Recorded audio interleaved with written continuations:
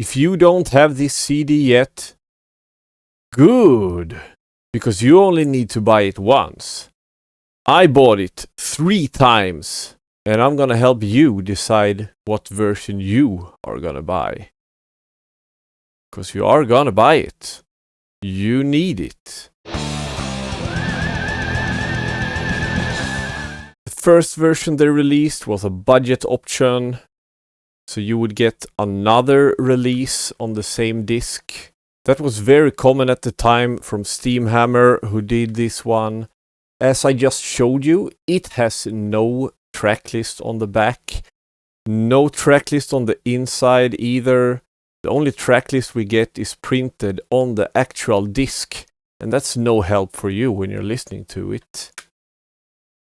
The sound on the Obsession part of this CD, it's good. It is the original because it was released in 1988, but I don't consider it the best sounding version, because compared to the second CD version, that was a standalone release with only 4 songs on the whole CD. This one has much more crisp to the sound. The higher frequencies are much more present throughout the whole listening experience. And on the back cover art, you obviously get the track list, because there's no need for them to advertise for other cheap releases on the back cover art of the CD. And on the inside, you can see who is playing on this disc. That's amazing.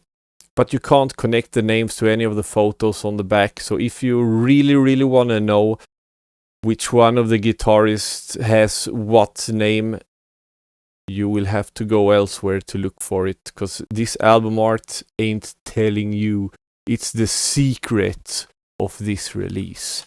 On the inside you get another band photo and the lyrics as well. Nothing special. But of all the releases, this one is the one that both have most original sound and also good original sound. So if I would have to select one of these 2 versions, I would have to select this one, easily. Not long ago, holy shit, it's 6 years ago, they released a 3rd CD version. And this one, you can easily connect the dots between name and picture. On the back cover art, you get 1 more song than on those previously mentioned releases.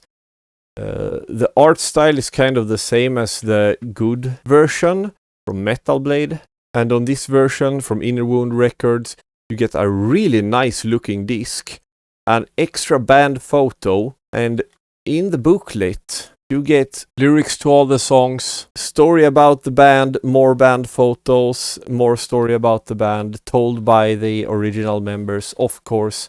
Why else would anyone talk about the story of the band if it wasn't the original members talking about them? And this CD, it sounds like they put in some really good work, because the albums that followed, they were so polished and really worked through. But the very first release from Obsession, it was very raw and very primitive. But on the absolutely latest CD version, they polished up the sound. It doesn't sound like the original, but it sounds like the rest of the Obsession catalog, which in my opinion, it's a big bonus.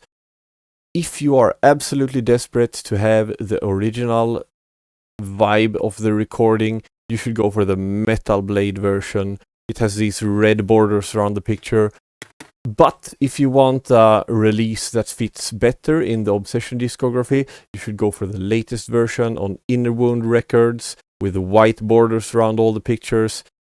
I'm telling you this so you could easily spot which version you have just found when you find it, because you will find it. I'm telling you, you need this album. You can't live without it. Album, it's just 4 songs.